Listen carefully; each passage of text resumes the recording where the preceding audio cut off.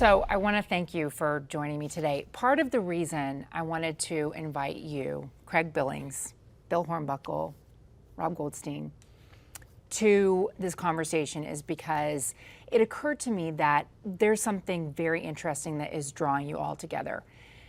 You're all leading companies that are iconic global casino brands whose imprint of the founders are clearly visible, not just in your properties or just in Las Vegas, but around the world. And not just in physical properties, but in how gaming is run around the world. You've taken over the helm at a time of the pandemic and impending social change and geopolitical risk, when there's a lot of uncertainty and we may be facing down a recession. And so I just wanted to talk to you a little bit about how you come in and take the reins and move forward your businesses in a way that meets the next generation of gaming consumers. So thank you for being here. I appreciate it. I guess I'll just begin with, can you set the scene for me about where we are? We know that people are here and they're enjoying what Las Vegas has to offer, and the demand is persistent in spite of rising inflationary pressures. Bill, what are you seeing? What do you see for the next half of the year, and where's the industry going? So last night, this place, Bellagio, we're sitting in Bellagio at 97%. And we have all seen the ebb and flow over the last 2 years with the pandemic, but we have been, over the last year, with the exception of January and maybe a 6-week blip, on a roadshow that's just continued to get better and better and better. And I think it's universal to Las Vegas, specifically our company, and it's compelling. What is interesting to me is I do believe there's been a change. I do believe that how people look at experiences, how they think about travel, how they think about whether it was initially COVID money or not, how they think about what they want to do with their free time is accretive to Las Vegas and to us in a large way, and we're seeing it. Is there a recession around the corner? Time to tell. You wouldn't know it by looking at this place last night or what we've experienced over the last couple of quarters. And it's not just our company, it's I think this marketplace in general. If you think about it, you brought it up, but you go back on the founders and what it's like in this environment. Our company's a little unique. Obviously, we have 10 properties here, but our key founder was Mr. Krikorian. And I think about the environment we're in today in employment and getting people to come to work. I think about the culture that he created and he helped create. It's lasting, and it carries itself through to this day. But the building we're in, obviously, was a Steve Wynn creation. It's a magnificent building. I think we've been good shepherds of it since day one, and I think we've done it justice and then some. But it's an interesting time. It's an interesting environment that we're all in. But I'm extremely optimistic about the space, about the experienced economy, and where we belong in it. And so, I'm very positive, generally speaking. What are you seeing right now, Craig? Yeah, I would echo Bill's points with respect to the robustness that we're seeing in Las Vegas. It has been incredibly strong. The affluent and luxury end of the market has been incredibly strong for us. That's true, was really true other than the periods that Bill mentioned, certainly was true in Q2. And that's been great. It's been great to see. We spent much of the COVID period really just continuing to invest in our people, invest in our business. And that's borne fruit, and I think we see that every day, both in our customer satisfaction surveys and in our numbers. So it's been great over the course of the past few months. On the founder point that you raised, our founder changed very rapidly. Our founder left very rapidly, and for us, it was really there were kind of 3 buckets of things that we had to think about. The first was what needed to change very quickly, certain points on governance, the board, et cetera. The second is that which would never change. Really that founder's mindset, that sense of ownership all the way down to the line level, accountability in our design and development capabilities, and then that which we could evolve. And that's really a multi-year journey. And so much of what we've seen over the course of the past 6 months is the fruit of that evolution. So you see it in our food and beverage program, you see it in the way we use social media, you see it in our entertainment program. And so we've started to see that bear fruit, and really it's early days in that evolution. What do you think? Well, I'm not in Las Vegas anymore. We sold our properties, as you well know, and these guys know. Thrilled to see the rebound of Las Vegas. I've been a citizen here for almost 30 years and very proud of the city, a huge fan of it.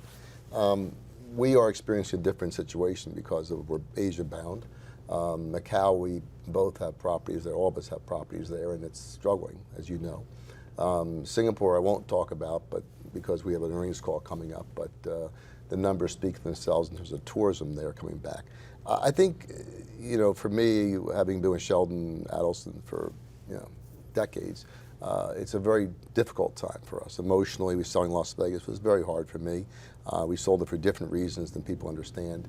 And I think, you know, Sheldon did something that I'll never forget during the COVID time when everybody else was laying people off. I made a proposal to the board to follow suit, and he tapped me on the shoulder like this. He said, "Rob, I'm not doing that." I said, "Not doing what?" He said, "I'm not laying people off." I thought he was confused, so I took him aside and explained it to him. He said, "I'm not confused." He said, "I'm not laying people off." He had a very strong belief in culture and people, and that today resonates with us as we succeed him and try to carry on the legacy both in Macau and Singapore, and maybe again in the U.S. at some point. But it's really expensive. I mean, if you're in an industry Yes, very expensive. When I told him how much it was, he was very sweet. He said, "Rob, I can afford it. We can afford it." And he said, "I'm not going to fire people. They've made me very wealthy. It's my time to give back to them." And it was an amazing moment for me because I never experienced anything like that from him. You know, it was a realization that these people live in a different place. Guys like Steve Wynn, guys like Mr. Krikorian, Sheldon Adelson, they live in a different place. And I think that place, when you walk through here, I miss those guys in terms of the legacy, the insight, the incredible entrepreneurship. You know, I met both Steve many times and Krikorian, and these were legendary people. We stand on the shoulders of giants. These guys were giants. And Sheldon, I had the privilege of watching him on two fronts, very much a believer in culture and longevity and sustainability with the staff, with the people who work with us. And secondly, a big believer in strategic thinking. Sheldon never did anything, whether it be Macau, Singapore, Pennsylvania, Las Vegas, any jurisdiction we tried to go to. His first thought was, what do I bring to the table strategic, or am I different? And he did it here in Las Vegas. I mean, he authored this whole MICE strategy, which people thought was hilarious. Which is basically convention business. Yeah, right? I'm sorry, yes. Convention-based group business was Sheldon's calling card. He grew up in it through Comdex.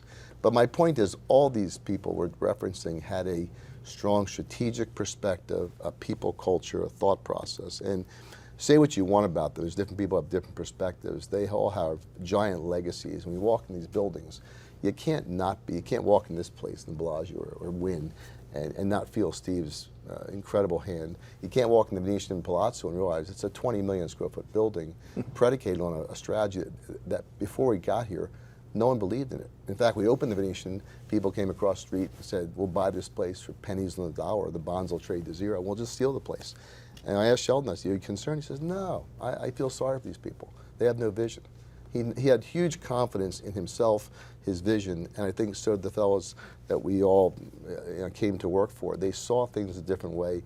They had huge vision and a huge appetite for risk. You know, it strikes me, though, that legends cast long shadows. Yes. How do you become your own man, become your own leader of a brand that will forever be associated with Sheldon Adelson? Well, you don't supersede people like this. I mean, Sheldon, Steve, Kirk, they are never going to go away. They're going to live on forever. But what our job is to carry on that legacy as best we can and alter that legacy and make changes. I mean, Craig's gone through a very difficult, I'm sure, journey with this whole thing with the board, and he did it. And Bill has done an excellent job over the years with MG, I think. And I think part of the job is to translate their thought process. And you have the ability to deepen that reservoir of thought that you had from decades, and then apply it to today's landscape. We've lived through 3 horrific events we lived through 2001. We lived through it together, and you weren't probably in the industry at that time, but 9/11 was an amazing time for all of us. I was talking to Bill almost 20 plus years ago. Then the financial mess I was here when they opened up, and I remember walking through City Center, and then we lived through this COVID thing, which is, let's face it, COVID is a black swan of all black swans. We're still living it, those of us in Macau. No. And I think it's indicative of a landscape that's always changing, it's always challenging, and you have to deal with it. I have a perspective on particularly the legacy piece, because I've asked myself and employees have asked me, what do you want, quote, your legacy to be? I've been in this community 44 years now, operative, in some way, shape, or form. It's to make sure, particularly what we do here at our scale, when you have 10 properties, 50,000 employees, we're a big deal to the state, but that we have soul, that we understand the business, we understand them intimately, we understand what they're going through, what they're doing, what we're trying to accomplish, and we share that vision with them so that they don't work for a big company, they work for a place that they love, whether it's Bellagio, Aria, or the Cosmopolitan, and they have soul about that. And if we can prevent that, and I mean we, because we are the next generation of operatives per se, we're not founders. We'd like to take a crack at these. I'm trying to take a crack at one of these in Japan. We'll see what happens. This guy thinks I'm nuts. Time to tell. I'm rooting for you. Yeah. But for now, and until that moment it presents itself, it's about making sure these places have soul, and that's the entertainment capital of the world, and making sure we don't ruin the very essence of what it is, but we only add to it. Why do you think soul matters if people are after the entertainment experience? It's easy. This is hard work. Think about what's going on in the world today. Think about our business. The prime time here is Friday night at 10 o'clock at night. Guess what? I don't want to be at work on Friday night at 10 o'clock at night, and nor does most of America. What our people do here, what they go through, what the environment, the working environment is, they got to have a belief, they got to have passion, they got to have soul for something like this, because it's tough. I mean, this is mass customization at its finest, but it's a lot of people. And so it takes a unique individual to want to consistently do this, to work in an environment that's ripe and ready to accommodate them and hopefully take care of them. And I think we're responsible for that. And I think it's an important legacy that we can carry forward to make sure that you go back, you come 10 years from now and people look back and say, gosh, they lost these founders of these businesses, and look what happened to Las Vegas. That can't happen here. There's just too much at stake. Yeah, I would echo what Rob and Bill both said. I mean, Steve was a true founder at heart in every way. And the way that he ran the business was as a founder. Very high accountability, very small corporate staff, lots of empowerment of people that were operators, the folks that Bill was talking about that are here at 10 o'clock at night. And you have to make sure that that continues. And you have to actually take that legacy, be a steward to that legacy, and evolve it. And I think, Rob, you said that too. You can't be afraid to evolve it and make sure that you can meet changing consumer needs and changing consumer trends and stay relevant. But you have to maintain the core and soul of who the business is and who the team is. Did that make a difference for Wynn when we saw this massive hiring squeeze, when everybody around the nation were desperate for workers? Did that soul of Wynn make a difference in how you were able to retain talent, attract talent? No doubt it did. I mean, similar to what Rob was talking about, we too didn't lay anybody off during the shutdown, because you can't reassemble our team in a short period of time. It takes years and years and years to do. And so when we reopened, we actually had a team that was energized, that felt great about where they worked, and our turnover has reflected that. I'll just add, I was in Singapore last week, same approach, no layoffs in Singapore, even though the town is coming back strongly, tourism is booming again. Last week, a woman walked up to the front desk. I don't know her. She said, I've worked here since the beginning. I checked you in, when you first checked for the opening. Okay. And she was telling me it was amazing you guys didn't lay people off during the COVID. And I was very grateful and gracious the way she spoke. And I heard that same experience the week I was there over and over again, people being thankful. No, I would say, don't thank me. I mean, it's a company-wide effort. But I think in Singapore right now, getting people back to work is a challenge even for high-end hospitality groups and airlines. We have no challenge. All of our 9,000 employees are with us, staying with us. We're able to access. People don't forget. They're smart, and they appreciate being looked after during the downtime. And Sheldon, one of his, it was amazing during COVID. He never wouldn't flinch. He wouldn't even think about it. He just simply said, we're not laying people off. And I think people respond to that. And Bill's point about hospitality people, you have to have a heart and a soul. This is a hard business. This is hard work. You come here at 2 in the morning and people are having a good time in Las Vegas or even in Singapore and hopefully soon Macau. It's not the easiest environment to work in.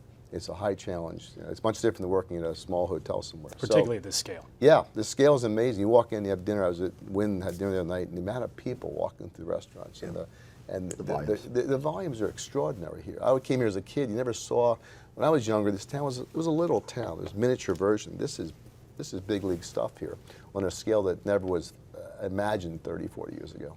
You know, it strikes me too that you're seeing all this boom here. I just can't get over that you can look at Encore Boston Harbor and see that it is out earning any single property you have in Macau. The thought of that before the pandemic would have just been impossible to imagine. That there's been sort of this reversal of fortune. You know, it's been interesting in our business, I'm sure, you know, technology and COVID drove us to a couple different places. Even if you go look at this gaming floor, and everyone's doing this, the way we position games just for distance and safety. But we create these unique pods that sit out here now. Well, guess what? People enjoy them. And it's worked. And it's brought, particularly the type of games that are now demonstrated out here, it's brought millennials to the table in a way that they have not been before in our industry. And so at least we have seen historically, not only here, but universally across all of our properties domestically, we have more millennial business than we've ever had by like 20%. It is a compelling and interesting thing. Why? Initially, something to do. We opened early. We were here. We were for Southern California. We were the entertainment value of the West Coast. And I think they got associated to it, and they said, well, this is kind of fun. And then we've made it more fun, hopefully, and you know, we've continued to evolve that. And that's why I have great promise for the longer term. I think that was the thing that because I was worried about how are we going to get the 30-somethings ultimately engaged in this business? Because the basic nature of what's out here, a crap table's been out there, what, 80 years? Something like that. How do we get them engaged and involved in this business? And I think there's been a substantive shift. We see it, we sense it, we feel it. Obviously, we recently acquired the Cosmopolitan, which is almost all of that crowd. The amount of business that goes through there on just a mass perspective for gaming is incredible. Do you think that the younger people who may not have been really exposed to casinos and gambling before the pandemic, are they drawn by the digital technology too? I mean, now there are games where you can sit and only interact with the machine the way that most of us are now used to interacting with our phones, right? So you can sit in a casino where you're near other people but not actually be interacting with a human being. Is that part of the draw for this new younger generation of gambling player? What is it about I would like to say post-pandemic, but I don't really think we're out of the pandemic yet. What is it about? Post-closure. Okay. Really, I think when you smash together the proliferation of sports betting and iGaming and the demographic that is engaging with sports betting in particular, which is a younger demographic, you think about the fact that you had a lot of entertainment facilities that were closed when we were in the early days of COVID. As Bill said, we weren't, and we were open. And all the effort, time, and money that we have spent as an industry here in Las Vegas investing in non-gaming amenities and things that bring people here despite the casino, all those are going to come together and naturally have a spillover effect that are going to cause consumers to some consumers to find an affinity for what's on the casino floor. I think it's just a natural happenstance of all of those things. Do you think seeing all of the ads for gambling, we saw sports betting ads in the Super Bowl, do you think that makes gambling less of a vice in this societal way than it used to be? I mean, the same way that if you see beer commercials all the time, somehow drinking a beer doesn't seem so sinful? I would prefer not to call it a vice. I would, look, obviously, a great deal of money and energy has been spent over the last couple of years with sports betting, whether it's ourselves, DraftKings, or others at the forefront. And that's an interesting marketplace. It has grown into a massive market. It does trickle down, by the way, and to your point, there's a 32-year-old male who's now engaged in sports betting. Odds are 24% of them are going to switch over to iGaming. Odds are 20% of that entire crowd is going to show up in a brick and mortar casino. So yeah, there is this thing that's beginning to happen at omni-channel that's meaningful. And yes, it's more prevalent. I guess sports betting is clearly more acceptable. It's in 24 states. Soon to be 30, I think. And why do you think that states are so reluctant to embrace iGaming? That is, online casino games, at the same time they're legalizing sports betting. Well, look, the general principle is that a sports event is a timed event, and so it starts and stops. Where arguably sitting on your couch with a device in your hand, you can do it anytime, 24/7. And so there's that psychological hurdle that you need to get through. I do find the irony of it, like we're in 6 states with iGaming, that 30, how many states have gaming in the country now? 40, who knows? I don't. And so Count the Everywhere but don't. Utah. yeah, everybody, yeah, so the irony of that is something obviously to be dealt with. But it has helped in the context of mindset, gaming as an entertainment vehicle, and a place to get introduced and ultimately show up and enjoy a 360 experience. I think we're being, I don't think vice is the right word, by the way. It's, Double Well, that's the listen. I'm the daughter of a Baptist preacher, so I'm not. Goldstein, I get a. No, you're not. but I think when you're growing up and they're saying, don't dance, don't drink, don't smoke, don't gamble. That was a pretty common group of activities to loop.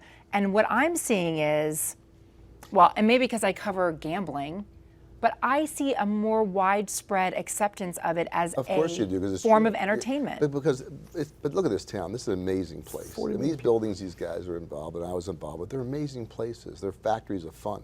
And gaming is just part of the equation. It's experiential.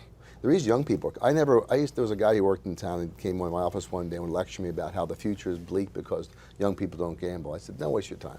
Relax, have dinner, take it easy. They're going to gamble because this town is so wonderful. It's experiential. There's so much to do here that's so riveting.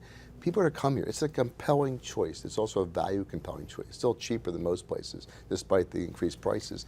I think gaming is just part of the equation. In Asia, we run these places in Macau. We have 13,000 hotel rooms. Young people do gamble in Macau, but it's not about the gambling. They come for we have the best entertainment, the best food. We run 100 restaurants over there, and we have retail is extraordinary. There's things to do. It's experiential. It's fun. And it's a lifestyle choice. It's not about gambling per se. And I think what's happened, the evolution of this town is incredible. If you look back in history, Bill and I remember back in the day when Atlantic City happened. I used to come to this town as a kid. My father, this town, it was the forbidden fruit. It was the only place in the world you can gamble in America. And it seemed so weird in those days. Now, as Craig referenced, everyone's got gambling.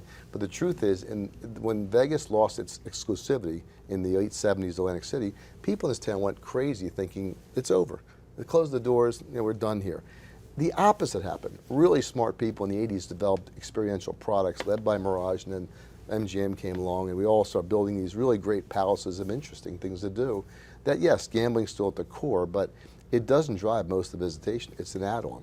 And when you go to these great supper clubs or all the things this town Is that the new thing, the supper clubs? That's like well, it's all new. It's these restaurants, the retail. It's constantly evolving. Right. It's constantly evolving. It's constantly evolving, and it's fun, and it's interesting. And that's why people come. I don't think the forbidden fruit, the gambling thing, it's everywhere. You can go to any place in the country, whether it's Utah or someplace else, California. You can go anywhere and gamble now. That's not the reason people come here. It's for the experience of this town and the fun parts of this town. I believe that wholeheartedly. And Contessa, you know this, but maybe for the broader crowd, in this building, 70% of our revenues are non-gaming, and it translates to all of these buildings. It's 70% of our revenues are non-gaming, and that just speaks to people they gamble while they're here. Interesting, you go back 30 years ago, why you go to Las Vegas? 80% of the people say, I'm going to gamble. You ask today, less than 10% of the people who asked, every year the convention center does this survey, say, I'm going to gamble. They go, I'm going for entertainment, I'm going for a convention, I'm going to enjoy the spot, whatever they want to do. It's the notion of entertainment. So that's Las Vegas, and Las Vegas continues to hold an extremely special place in American culture. And in fact, the head of Vici, the REIT that now is the largest property owner on the Las Vegas Strip, said to me, I do believe this may be the most economically productive street in the world, that you have so much. Now, I don't know. But, might be right. But let's take Las Vegas and put that aside. The truth is, you've got international. All three of you have international properties. I'm really interested, if the draw is the experience, if that's the thing that people are hungry for, how does digital play into that yen for experiences? Look, for a brand like ours, it gives us a chance to connect 360 days a year. It gives us a chance to have a constant dialogue with a customer. It gives them exposure and ultimately a reward mechanism like any loyalty program to be participating in. Yeah, I can do this. I can bet the Mets at home because I'm from New York and I enjoy the Mets. And it ultimately translates into something more for them. It's pretty straightforward in that context. and it works. It's big enough scale now. This thing has grown to a point where there is absolute connectivity, the notion of a simple omni-channel relationship with the customer.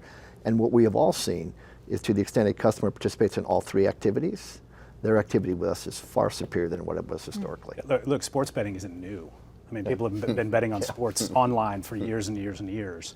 So now you have the opportunity to bet with a brand that you trust, and a brand that oftentimes has other physical assets that you can interact with and be entertained by. And so it is a pretty compelling proposition over the longer term. You know, the past couple years have been interesting for a whole bunch of reasons in sports betting. I think there was a race to get to market and to acquire customers at any cost. I think the industry is becoming increasingly more disciplined in terms of how they approach that, which is great, you know, for us to see. But that omni-channel relationship is important, and I really believe it's a winner in the long run. Do you have a bigger challenge at Wynn because your brand is so entrenched with luxury, making the leap to digital in any way? I don't think it's a brand issue, actually. We have a lot of customers that exist within our database that actually have great affinity for our brand that we've been able to develop relationships with digitally. But there's no doubt that there is a correlation between those who have a lot of properties in the United States that can deliver local services and that have a loyalty program. You know, that's why we're excited about Massachusetts as an example, because obviously we've put a lot of capital in the ground there. We have a smaller database, admittedly, and we don't have as many assets. And those are important components when you think about being a casino operator that's moving into sports betting. For us, all it really means is time. We're managing the business in a very disciplined fashion now. It's going to be a huge total addressable market. As iGaming proliferates, we have the ability to integrate our loyalty program and bring people back to our physical assets. But certainly there was an advantage early on to having physical assets and a big database. You know, the rewards system, we've started seeing it rolled out across industries. Like, if you invest more with us, here's your reward. If you buy more with us, here's your reward. Is that now as big a draw for you as anything else? Look, the rewards are the rewards, and we can all go broke on this or copy each other, and so well, because we've all tried both, by the way. But the essence, part of it, the essence of just a sense of belonging to something and being recognized. And yeah, you get to be recognized in a meaningful way, and you have to be competitive, but that's not why people join rewards programs. That's not why people want to participate in something bigger. They want to be a part of something that communicates with them, that makes it easy and simple, that they understand. And so it's as much about, forget the points and the value to that, as much as, if I'm a gold member, I get this, particularly in the environment, the scale. It's important about access. It's as important, if not more so, than the raw economics. And so it's a big deal. Rob, Sheldon Adelson was such an opponent of internet gambling and invested in it and really was vocal about it and made sure that with all of his political connections, he made it clear where he stood on it. Have you decided to take a very different approach? Have you turned the company in a direction that is very different from what he saw and thought? Sheldon, the underpinning of his thinking may be different than most people realize. He was a big believer that young people were at risk. He had young boys. He felt people go on their phone and bet a ball game. He felt the wrong people could access it. Bill mentioned 24 hours a day you can bang away on your phone and lose money. And it bothered Sheldon from a pure moral perspective. I know people don't want to believe that. They think he was protecting his land base. The fact is our business has been 90% Asia forever. And so it doesn't affect us because Asia does not have digital gambling. And so it's a non-event for us from that perspective. So that was Sheldon's mindset. Would we go into it? Sure we would. We would definitely, and I think Sheldon later in life came to realize it could be managed perhaps. And if it's profitable and we still have the right path, we would pursue it. I'm watching it. It's fascinating to watch what Bill's going through, and Craig's been through it, and the people at Caesars, and it's fun to watch and see where it goes. I believe it will be very profitable in the long term, but there's some impediments to getting there. I overheard you asking Bill about the sort of the backlash in Europe to sports gambling and the way that there are now very serious limits on how people gamble. Are you guys worried that in your digital venture there could be a backlash here? Well, let me back up. Backlash in many of those markets, they were gray markets, say the UK. So they weren't regulated at all. They were kind of regulating, they used to call them.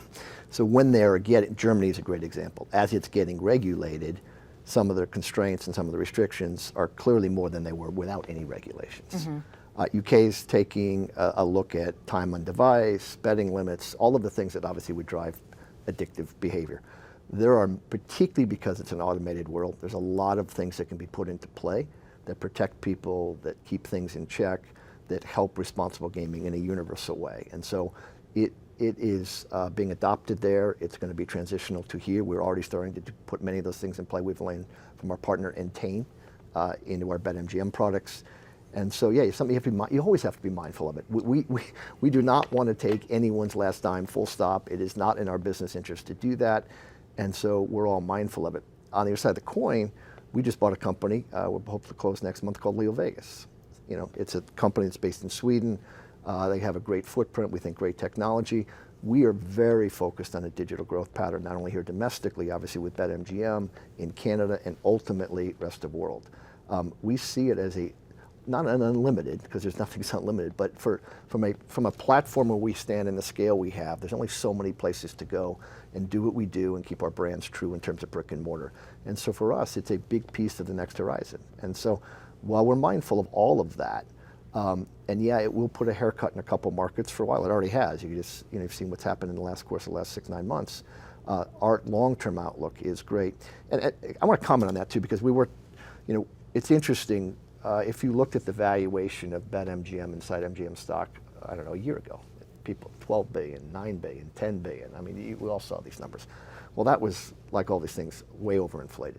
You look at our stock today, it's worth nothing. That's underinflated. The reality is, we all set upon a plan. We told the marketplace that we were going to do X, Y, and Z, and that by the end of next year, we'd hope to start to break even and then ultimately make money. That's exactly the plan that we're on. And so the vagrancies of the market, while they are what they are, we're determined to continue to grow this business. How frustrating is that, though, to see the disconnect between your share price and what, I'm pointing it out on a regular basis. Well, here's another record set by the gaming industry in the United States, and yet it's not reflected in the stock price. Is that frustrating? Long term. Think long term. You know what I tell my team all the time is that our stock is generally in one of two positions: overvalued or undervalued. And that's kind of the way it is. So I think we just get used to it, and you just run your business. To your point on advertising, I think Australia is probably the closest analogy, where it was heavily regulated, and they went to essentially a zero advertising model during sporting events, and the industry didn't get ahead of it there. And so we as an industry on the land-based side have always done a really good job of working together to get in front of these issues. And I think, candidly, that has yet to evolve in this particular area. That's a very good comment. That makes, actually, land-based has always been disciplined. I was kidding these guys about my experiences in New Jersey in the 80s. The sports betting world, for some reason, hasn't figured that part out yet, but they will. They will. The day's going to come. They'll be very successful, but it's a good comment. But there's enough operators who are land-based and really making a play digitally that you would think that the lessons of the land-based operators would be applicable. And they'll be leaders. But that's the implication that they're not or we aren't. That's not accurate. We are, and we are doing things. We're doing a lot of things that actually look at people, look at play. We have a responsible gaming team. It sits in New Jersey right now that interacts with customers from time to time and references them to, in our case, something called GameSense. And so, how important is the technology? Well, you got 1 million people a day making a bet. It's massively important, but it's accurate. It's surprisingly so. As the models continue to build and build and build, you can determine customer behavior. Absolutely can. And the interesting thing about problem gambling is it's somehow reliant on the customer self-identifying and then going in saying, I want to make these limits. So it would be like a drinker going to the bar and telling the bartender, only give me two. In a digital world, Yeah. not as much. Okay. Look, a customer comes here 1.3 times a year. A little harder to understand, okay? In the digital world, you understand every single move they make. Every single push of the button, we can understand. And so it doesn't change in betting behavior, change of, speed, the velocity of the games, all kinds of things can be looked at and understood. So no, that's an easier environment actually to control than a brick and mortar. And I think we do an amazing job in a brick and mortar environment because our people are trained to look for certain things, to understand certain things, and to cut into people and have conversations. I want to talk a little bit about international too, because you're all have international properties and aspirations. I'm especially interested in Wynn going in and co-developing an integrated resort in the Middle East. Again, it groundbreaking in so many ways. Can you talk about growth internationally, and especially where we now see the geopolitical landscape changing, where we're seeing a lot of uncertainty about what superpowers, former superpowers, rising superpowers can and will do? Sure, I'll happy to start. So I think over the course of the past 20 years, you've seen both consumers and governments embrace IRs. I mean, tax revenue, tourism, great experiences. There's all kinds of reasons to support integrated resorts. And I think you're going to continue to see that. I think it'll be interesting to see how the industry, if we do see a proliferation, how the industry keeps pace. I mean, all of us together only have so much development capacity over the course of any given year, and it's not like there's 100 companies like ours. So that'll be interesting to see. Thank God. But specifically with respect to the UAE is obviously a very progressive, transformative place, and they're doing a lot of things socially, a lot of things from a legal and regulation perspective. And so we're really excited about that opportunity. It puts our brand within 95% of consumers if they want to take an 8-hour flight or less. And so it's a meaningful extension of our brand. It's a meaningful opportunity for our team to put their imprint on the company. It's the first property we will do subsequent to Steve. And so it's a very, very important event for us, and I feel great about it. Are you facing skepticism from your peers in the industry about whether that can work? Based on what I hear from folks in the market, I wouldn't call it skepticism, I would call it enthusiasm. Yeah. And aren't you developing a resort? So yeah, we are a group called Wassil in Dubai. Mm-hmm. We have a place called Plateau Island, which is right at the end of, it's right next to Burj Al Arab. And in it, there are 3 hotels. There's a Aria, a Bellagio, and an MGM. It's got 1,500 keys. It's got a theater. It was meant to be a resort. It wasn't our capital. It's our management, our brands. But obviously now we're watching very closely what happens because it would be ideally positioned. And we just happen to have a footprint that might enable such activity. But we're going to see. It's going to start in Abu Dhabi, actually, if they do anything. That's where the government, the federal government actually exists. And then time to see how the other different emirates pick up on it. It's an interesting, it's a federal, it's almost like a federal and state legal system in the UAE. So these emirates have autonomy over certain aspects of what they do, and then they interact with the federal government to make sure that it's within the broader interests of the UAE. And so I wouldn't be surprised to see additional emirates move.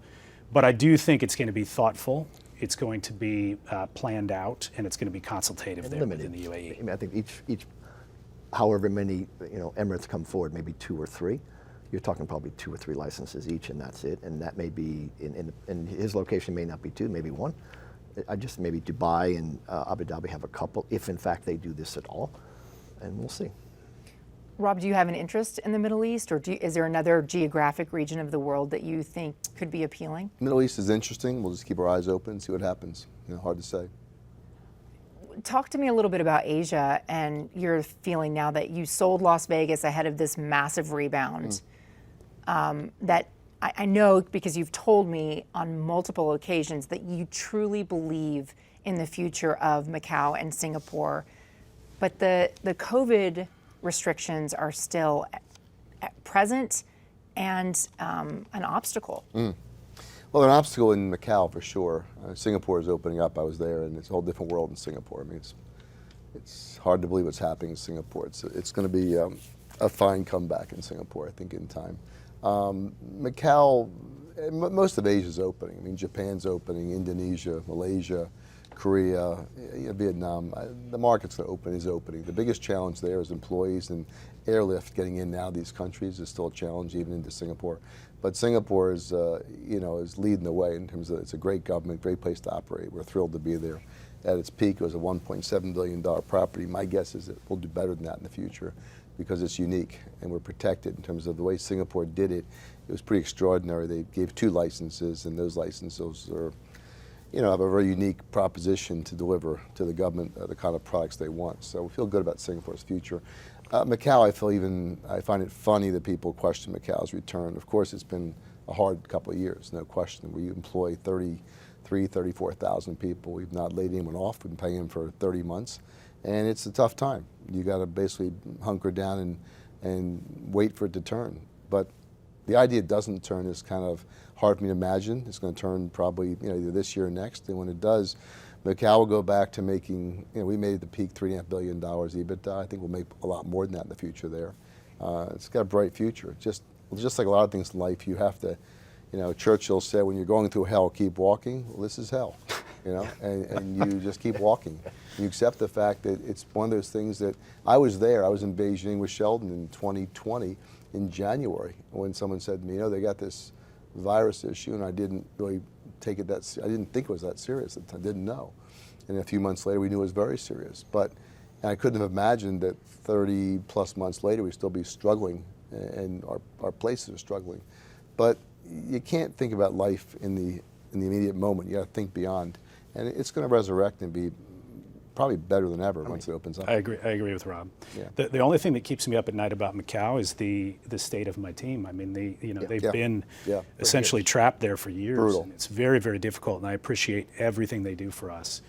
It's a difficult time to be there, but if you think about the latent demand across the border, you think about the importance of Macau, frankly, within the greater Bay Area, we're huge bulls on Macau, just like Rob. And again, for the audience, Macau was 7-8 times Las Vegas in scale. Yeah.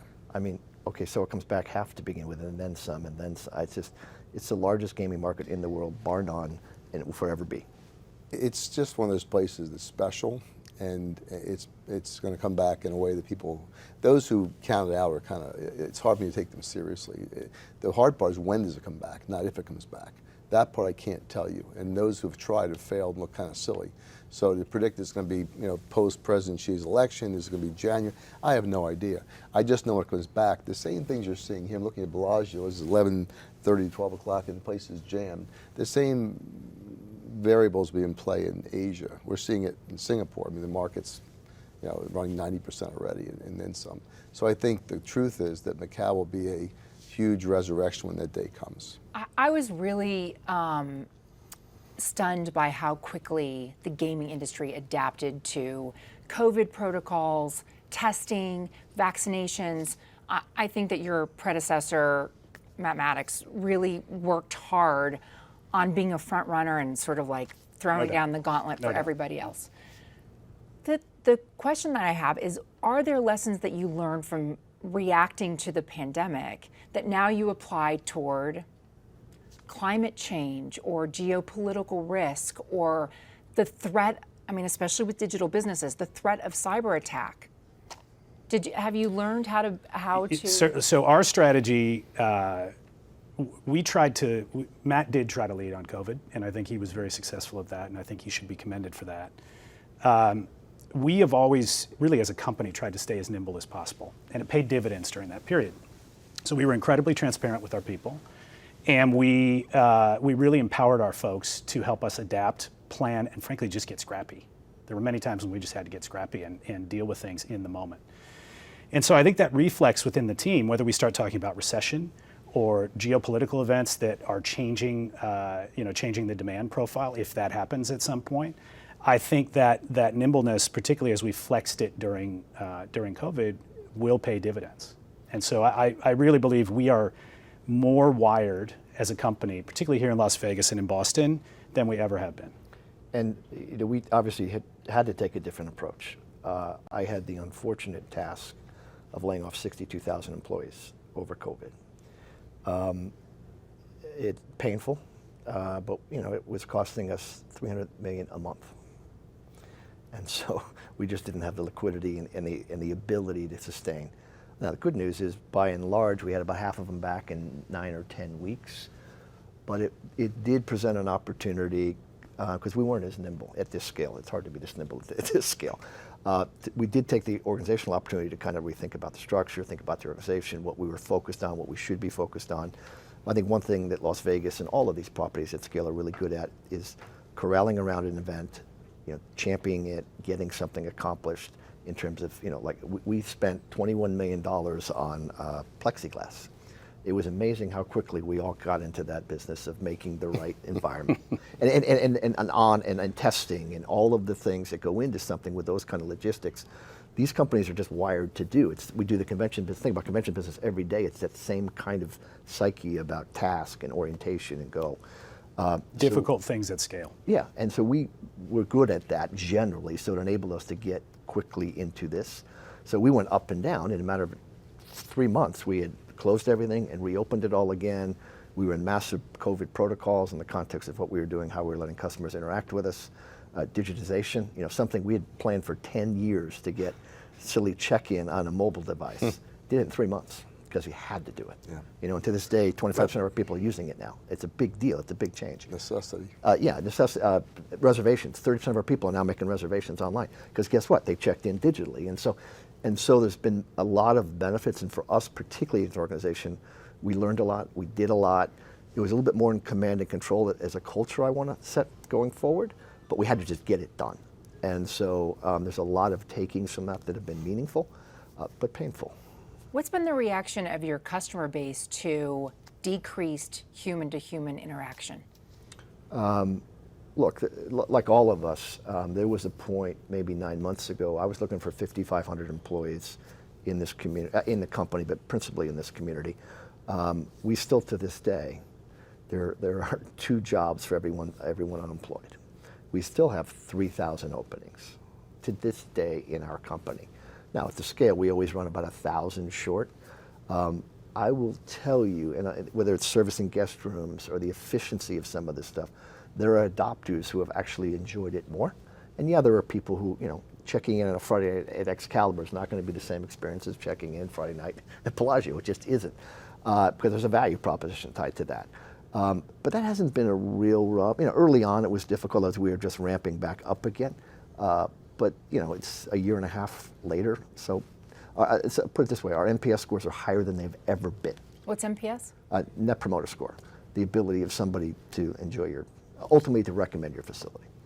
I think I was in Singapore recently, and you watch people going through the process, checking in and playing games and eating, and I think people have adapted very well to the I wouldn't call it lack of human touch, but there's less human touch, and we've done a similar thing with check-in, and I think it's really worked out well. I think people actually like it, and it gives them a sense that it's more efficient, it's quicker, it's better, and they can do without more people time, some of them. In Singapore, last week, the lines were shorter. We were running full capacity, and the restaurants were jammed. But I think there's a process that actually has helped all of us, the consumers and the operators, to provide a better product, better experience. I don't think it's detrimental. I think it's actually positive. Yeah. I mentioned climate change. Every time I fly in and out of Las Vegas and you look down at the water levels, it's hard for me to see that. And I know there's real concern among all of the states that rely on the Colorado River about water scarcity. And it's not the only, you have waterfront properties in other parts of the world. Mm-hmm. How much are you factoring in, not just conservation for ESG goals and because investors want it or, pension funds want it, but for the survival of your business? It's a challenge, as you know. The lake sits today at 28% capacity of where it was in the early 80s. Southern Nevada relies on 4% of its water comes from that lake. The fascinating thing is that 90% of our water, meaning this strip's water, ends up back in that lake. We have all developed over many, many years conservation systems that put the water, so if this goes in the drain, it is going back in that lake. Gray water goes back in that lake. Sewage goes back in that lake. And so the challenge we have in Southern Nevada, and we'll talk about the other 2 states in a moment, is just we're at 2.2 million people and growing. And so it's the residential communities, it's grass, it's all of the things. So there are major movements afoot here. That we own a couple golf courses. We have to make some modifications. So some of our local communities, we have to pull out grass. But it's still not going to solve the challenge. The reality is irrigation into Arizona and California, mostly for agriculture, is consuming most of the water. Over time, none of this is going to happen overnight, we're going to have to end up in a different place, or growth as we understand it in Las Vegas will come to a cease. Now, Is that going to end up being the purview of business leaders? I mean, is it really going to be business leaders? It takes everybody. Yeah. It takes everybody. And we, Nevada, particularly Southern Nevada, I just read a New York Times article last week about this. It's obviously gotten now global attention. We, Southern Nevada, have been very good at it and credited being very good at it, and our industry has helped lead the way. That being said, it's still at 28%. And so it's a real issue, it's a real focus. I know I'm spending some time on it. I suspect we're all going to spend a great deal of time on it because, obviously without it, it's a bit of a challenge. It's a challenge.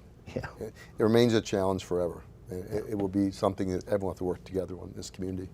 The business, the residential, government, it's not going to ever be easy. The whole of the Southwest. That's right. Really. Yep. I mean, it's It's a everywhere. regional problem. And the whole issue of rising seas, I mean, then that affects any place that's on an island, any place that's on a bay. Has to. I know in Encore Boston Harbor that there were real calculations made for what can this property withstand without catastrophic damage. Yeah, that's true. It affects the way that you build. It affects the way that you plan. It certainly affects everything you do when you start thinking about building new assets. No doubt. No doubt. The other interesting thing is that we seem to be at this inflection point in the nation. The political divide, the issues over guns and abortion and racial equality. And I'm just wondering where you stand on taking a stand. Your predecessor, Bill, felt very comfortable standing up and talking about his political position. Do you think that there's a place for that as the head of a publicly traded company, or what's the risk? What's the downside? Look, I think we're more measured potentially historically than we've been by design. Take any issue, take abortion. 30% of the people are adamantly, thinking what just happened is appropriate. I don't want to lose 30% of our customers. I think we have an obligation to our stakeholders to be very responsible, be moderate, be measured. Having said that, we employ 62,000 employees across the system who have values, who care. That issue alone has impacted several of our employees in Mississippi, in Ohio, and other states that we operate. So we have to pay attention. Making political statements as a CEO, however, I don't know that it's in everyone's best interest. Putting policies in play, doing things that are appropriate for staff and ultimately the community is what I care about, not making statements that eventually, because Black Lives Matter, I put a statement out because I thought it was important too. It got a lot of social media, good news and not so good news. It's not a place I think we want to find this company. I agree with Bill. I think I put it together with ESG. Consumers, particularly younger consumers, want companies to stand for something, and they want them to do it authentically. And I think that authenticity is what's really important. So figuring out what you can do for your employees, for your communities, and to reduce your impact on the planet that you can really do. That's what it's about. And it's not about marketing, it's not performative, it's doing. And so I agree. I don't think it's about wading into politics. I think it's about having an impact. Well said. I can't add a thing to that. Well said. I think it is about policies, but I'm not sure for public company CEOs that's a role I would take on. My political views shouldn't matter. They're not important, in my opinion. They're important to me and my family, but not to my shareholders. And I think it's better we address. I think Bill and Craig's comments about your employees, now you think about them, they're our constituents. We want to make sure we're responsive to them and our customers. But my political views, I think, are not relevant in public forum. Is that one big difference from the founders who, especially Steve Wynn and Sheldon Adelson, felt very comfortable embracing their politics publicly? Yeah, look, we're professional managers, and we're not founders. And I think it's a different level of how you think about these things. And I understand Steve and Sheldon. Kirk was not. I was involved. A couple things with Kirk was involved politically. He was very quiet about it. He never spoke up. And to each his own. But personally, from my perspective, I don't think it's my role to tell people how I feel about these different issues. I don't think it's important to most people how I feel, and I don't feel it's the platform I was given is to run a company, not necessarily to have my political views be aired. I do think it's important, and I think these guys said it well, is to respect and address the impact on your employees and how your customers feel, and act accordingly. Is there a canary in the coal mine about recession coming? Jim Murren had mentioned to me that he said, I totally missed the onslaught of the great financial recession of 2007, 2008, 2009, because in our last fourth quarter of 2007, we had our best quarter ever, lifted by the luxury properties like Bellagio. Those were good days. Good days. They were good Remember days. those days. Yeah, He said, I should have been looking at Circus. We've already heard some of your competitors talk about that lower demographic. We have a pretty obviously broad view on this because Yeah. we have properties all over the country, and obviously we have every marketplace here in Las Vegas as well. We have not seen it, particularly here in Las Vegas. Now, what's happened over the last 18 months has literally been historic, and so records. But if you look about how we thought we'd be performing against how we are performing, we're exactly where we thought we would be.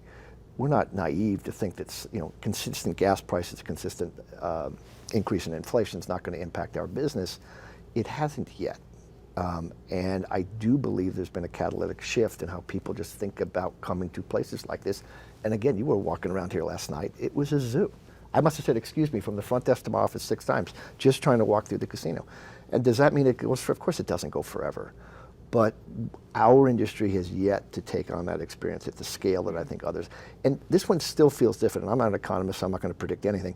But go back to the 11 million people, 11 million, there's 2 jobs for every person. And so this one does feel different. We all know 08 was caused by housing ridiculousness, and the financial markets got that way out of whack. This one feels different. How long does it last? What it is? At what scale? I can't predict, but I'll tell you to date, we don't see it. Yeah, I would agree. I would agree with Bill. We're in a similar situation now. How much of that is our customer type? I don't know. I think the cross currents that he identified, which is this shift to experience-based consumption away from what we saw in the early days of the pandemic, which was really goods, and on the flip side, of course, inflation and the Fed and everything else. Who knows how that'll play out? But I do think that the industry, particularly here in Las Vegas, is better prepared, strangely because of COVID, frankly, to know the levers that we need to pull to make it through whatever does happen. I do want to just, this might be personal. Maybe it's something you don't want your employees to know. I don't know, but I wonder what keeps you up at night. Like what you said, the thing that keeps me up at night about Macau. I'm curious about it generally when you look at your whole company. If there's a thing that you see as a niggling challenge that you haven't quite figured out. Within the company, not really. The cross currents of the markets that we've been talking about, everything that's going on in the markets. There's no one kind of piece of overhang that I think about. I really have 2 things to do in my job. Take the legacy, we talked about it earlier, take the legacy that I've been handed and make sure that I both maintain it and evolve it and grow the business. And grow the business for us often means development. So when I get up in the middle of the night, it's thinking about those 2 things, which aren't existential threats to our business, rather they're the opportunities for our business. So there is no one particular point that I would think about. So you sleep like a baby? Definitely not. Definitely not. But it's not an existential threat that keeps me up at night. If you'd asked me that question 2 years ago, Be a different answer. Completely different. We're just in such a different place as a company. It would have been our balance sheet, just how we were capitalized, what we were doing, how we were thinking about going forward. We've just done such an amazing reversal in so many respects. Got fortunate in timing and made some smart moves, I think, ultimately. And we're sitting on $4.5 billion in cash. And so we're all operatives. We've been doing this a long time. The day-to-day is not the concern. It's the things that are outside our control. So while I don't have the same pressure they do in Macau, we still have Macau pressure. That's not in our control. Water at Lake Mead, we're going to do everything we can. That's a longer term, just the general environment, what's going to happen over time. That's, you wake up at night and think not only about yourself and the company, but your employees and the community. Those are real issues. The continuing social divide of politics and what it's doing to our employees and customers, and not a great place. It's just, we're not in a great place in America in that context. So you worry about things that are existential to your day-to-day, at least I do. Do you think there's a solution to that? Which one, the last one? The things that are tearing us apart. calming moderation. No, there's no single solution. How much time do you have? Yeah, exactly. No, there's not. No, there's Not enough. No, there's not. And, but just the calming down of America would be a really great place to start. We have just grown into the society that is just so bifurcated that it is complicated. I'm not telling you you don't know, but it's complicated. Those are the things that, because you can't control them or you can participate in them and hopefully actively, that's what worries me. I do sleep like a baby. I'm up every 2 hours.